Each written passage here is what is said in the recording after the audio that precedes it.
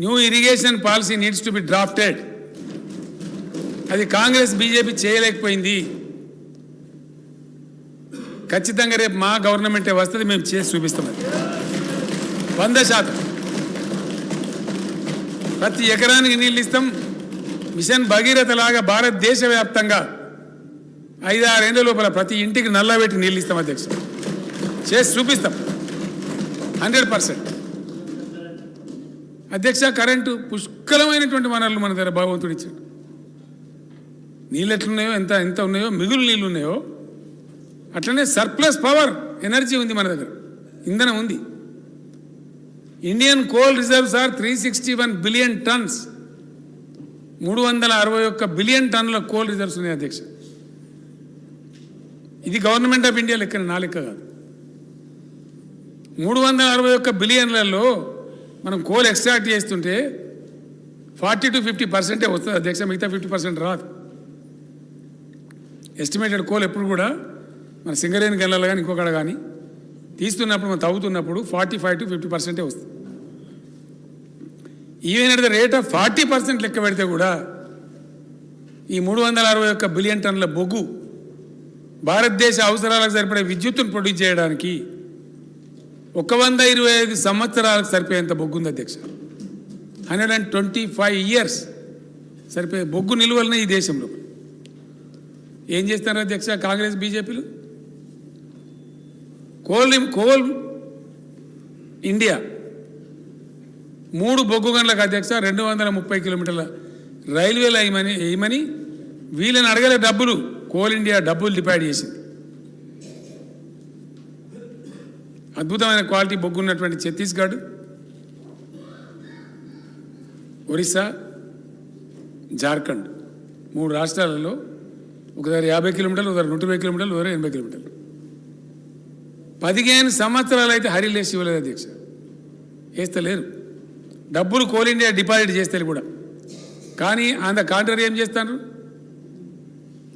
300 million టన్నుల బొగ్గును Australia నుంచి దిగుమతి చేస్తారు. ఎవరి ప్రయోజనాలు ఆశించండి? అక్కడ 300 మిలియన్ టన్స్ వస్తుంది అధ్యక్ష రైల్వే లైన్ కంప్లీట్ చేస్తే. ఉద్దేశపూర్వకంగా రైల్వే లైన్ పెండింగ్ పెట్టి వాళ్ళ వ్యాపార స్నేహితులకు సాయం చేయడానికి ఆస్ట్రేలియా నుంచి కోల్ ఇంపోర్ట్ చేసి రాష్ట్ర చెన్కోల మీద మెడ మీద కత్తి పెట్టి 3,500 3,800 టన్ను బొగ్గును 30,000 కొనండి టన్ను అని చెప్పి కత్తి పెట్టి, లేకపోతే మీకు ఫైన్లు వేస్తామని బెదిరించి వ్యవహారం చేస్తున్నది మోడీ గారి ప్రభుత్వం కాదా? ఇది ప్రజాస్వామ్యమా? ఇది రీజనబులా? నిన్నగాక మన పంజాబ్ ముఖ్యమంత్రి గారు చెప్తుండే అధ్యక్ష, ఆయనకు బెంగాల్లో బొగ్గాలాట అయితే రైల్లో తీసుకురావచ్చు చీప్ కాస్ట్లో, సీదా వాళ్ళ పంజాబ్. లేదు నువ్వు షిప్లో తీసుకురా, అదాని గారికి లాభం కావాలి కాబట్టి షిప్లో తీసుకొచ్చి అదాని గారి పోర్ట్లో దించి ఆడికెళ్ళి తీసుకొని చెప్తున్నారు అధ్యక్ష.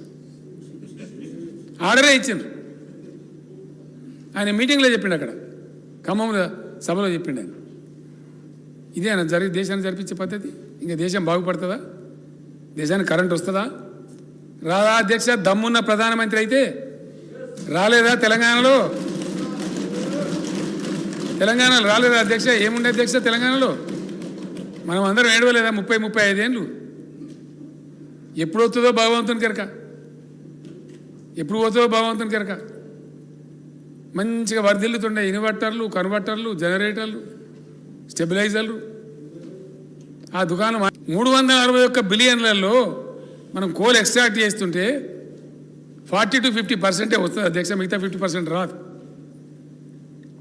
ఎస్టిమేటెడ్ కోల్ ఎప్పుడు కూడా మన సింగరేణి గెలలు కానీ ఇంకొకడ కానీ తీస్తున్నప్పుడు, మనం తవ్వుతున్నప్పుడు 45 to 50% వస్తుంది.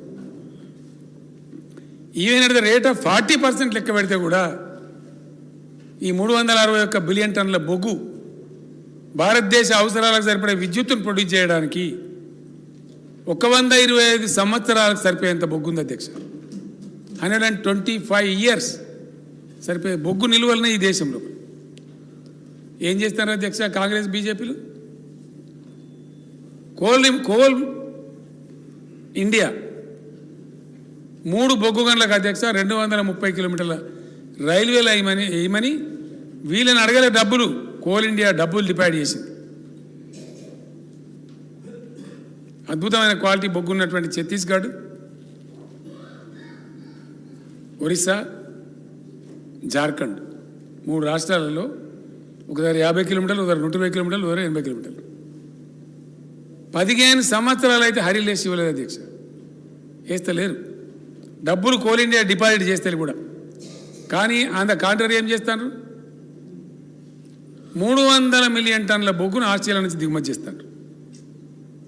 ఎవరి ప్రయోజనాలు ఆశించండి? అక్కడ 300 మిలియన్ టన్స్ వస్తుంది అధ్యక్ష. రైల్వే లైన్ కంప్లీట్ చేస్తే ఉద్దేశపూర్వకంగా రైల్వే లైన్ పెండింగ్ పెట్టి వాళ్ళ వ్యాపార స్నేహితులకు సాయం చేయడానికి ఆస్ట్రేలియా నుంచి కోల్ ఇంపోర్ట్ చేసి రాష్ట్ర చెన్కోల మీద మెడ మీద కత్తి పెట్టి 3,500 3,800 టన్ను బొగ్గును 30,000 కొనండి టన్ను అని చెప్పి కత్తి పెట్టి, లేకపోతే మీకు ఫైన్లు వేస్తామని బెదిరించి వ్యవహారం చేస్తున్నది మోడీ గారి ప్రభుత్వం కాదా? ఇది ప్రజాస్వామ్యమా? ఇది రీజనబులా? నిన్నగాక మన పంజాబ్ ముఖ్యమంత్రి గారు చెప్తుండే అధ్యక్ష, ఆయనకు బెంగాల్లో బొగ్గాలాట అయితే రైల్లో తీసుకురావచ్చు చీప్ కాస్ట్లో, సీదా వాళ్ళ పంజాబ్. లేదు నువ్వు షిప్లో తీసుకురా, అదాని గారికి లాభం కావాలి కాబట్టి షిప్లో తీసుకొచ్చి అదాని గారి పోర్ట్లో దించి ఆడికెళ్ళి తీసుకొని చెప్తున్నారు అధ్యక్ష. ఆర్డరే ఇచ్చిండ్రు. ఆయన మీటింగ్లో చెప్పిండు, అక్కడ ఖమ్మంలో సభలో చెప్పిండు ఆయన. ఇదే ఆయన దేశాన్ని జరిపించే పద్ధతి? ఇంకా దేశం బాగుపడుతుందా? దేశానికి కరెంట్ వస్తుందా?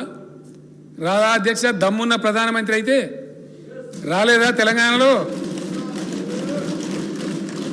రాలేదా అధ్యక్ష? ఏముండే అధ్యక్ష తెలంగాణలో? మనం అందరం ఏడవలేదా 30-35 ఏళ్ళు? ఎప్పుడు వస్తుందో భగవంతుని కెరక, ఎప్పుడు పోతుందో భగవంతుని కెరక. మంచిగా వర్ధిల్లుతుండే ఇన్వర్టర్లు, కన్వర్టర్లు, జనరేటర్లు, స్టెబిలైజర్లు. ఆ దుకాణం new irrigation policy needs to be drafted. అది కాంగ్రెస్ బీజేపీ చేయలేకపోయింది. ఖచ్చితంగా రేపు మా గవర్నమెంటే వస్తుంది, మేము చేసి చూపిస్తాం. 100% ప్రతి ఎకరానికి నీళ్ళు ఇస్తాం. మిషన్ భగీరథ లాగా భారతదేశ వ్యాప్తంగా 5-6 ఏళ్ళ లోపల ప్రతి ఇంటికి నల్లబెట్టి నీళ్ళు ఇస్తాం అధ్యక్ష. చేసి చూపిస్తాం 100%. అధ్యక్ష, కరెంటు పుష్కలమైనటువంటి వనరులు మన దగ్గర భగవంతుడు ఇచ్చాడు.